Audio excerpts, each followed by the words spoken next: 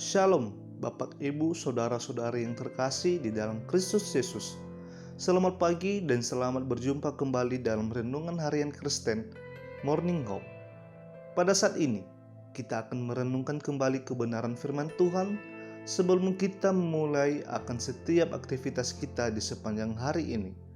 Namun terlebih dahulu, mari kita bersatu di dalam doa.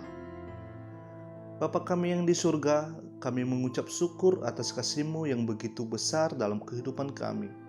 Tuhan sudah memimpin menolong kami dari malam yang gelap hingga sampai pada pagi hari ini.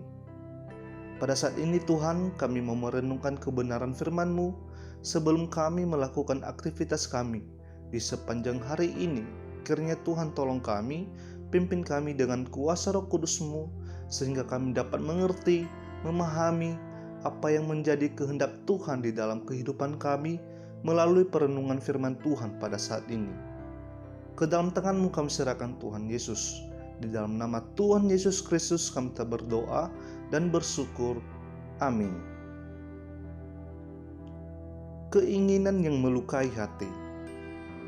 Harapan yang tertunda menyedihkan hati, tetapi keinginan yang terpenuhi adalah pohon kehidupan. Apakah setiap orang yang punya keinginan itu tidak baik? Tentu tidak. Ada dua artikel yang saya temukan mengatakan, pertama, keinginan itu dapat menciptakan kekuatan, Raymond Howell. Kedua, keinginan untuk menang, keinginan untuk sukses, dorongan untuk mencapai potensi penuh adalah kunci yang akan membuka pintu menuju keunggulan pribadi. Confucius. Lalu, kapankah keinginan itu melukai hati? Keinginan dapat melukai hati apabila tidak dikontrol oleh standar kebenaran Allah. Hal yang sangat menyedihkan adalah bukan hanya karena sebuah pengharapan yang ditolak, namun bisa juga karena ditunda waktu pemenuhannya. Dalam Amsal pasal 13 ayat 12, Salomo sedang mengucapkan suatu hikmat yang penuh makna, bahwa harapan yang tertunda dapat menimbulkan kekhawatiran dan kesedihan. Artinya, sebuah harapan yang didasari pada kekuatan sendiri atau kekuatan manusia itu adalah sia-sia. Setiap harapan yang sia-sia membunuh hati dan membuatnya merana, dan kesengsaraan kekal orang fasik akan bertambah berat dengan hancurnya harapan-harapan. Akan tetapi, keinginan yang terpenuhi adalah pohon kehidupan. Sesuatu hal yang sangat memuaskan dan menyenangkan hati adalah ketika harapan kita terpenuhi dan menjadi nyata, kemudian kita dapat menikmati setiap harapan itu. Sebab kebahagiaan surgawi akan lebih disambut oleh orang-orang kudus. Sebab itulah yang menjadi kerinduannya dan itulah puncak dari segala harapan setiap orang kudus. Amsal pasal 3 ayat 18, ia menjadi pohon kehidupan bagi orang yang memegangnya. Siapa yang berpegang padanya akan disebut berbahagia. Artinya, setiap orang yang berpegang pada hikmat tidak akan pernah menumbuhkan di dalam hatinya keinginan-keinginan yang sia-sia. Supaya janganlah ia menumpukan hal-hal yang nanti hanya akan membuat hatinya kesal dan kecewa, dan pada akhirnya hatinya menjadi terluka.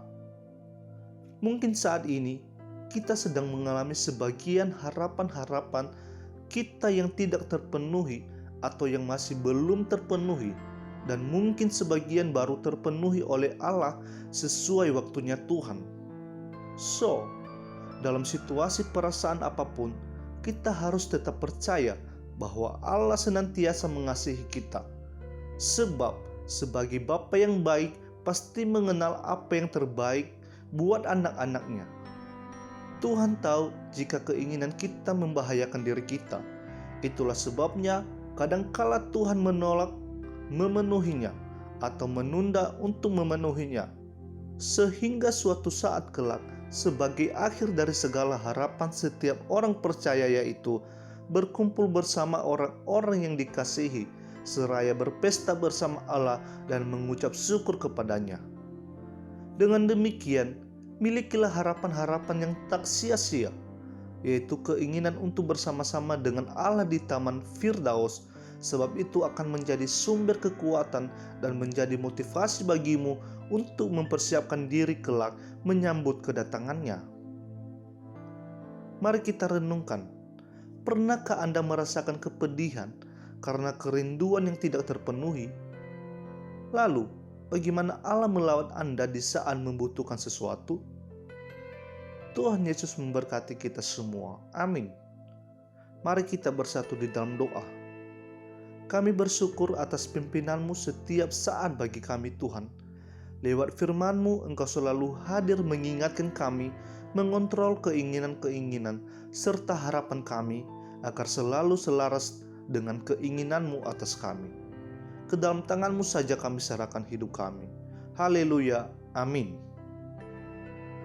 Demikian perenungan firman Tuhan pada saat ini, kiranya dapat memberkati kita semua. Tuhan Yesus memberkati. Shalom.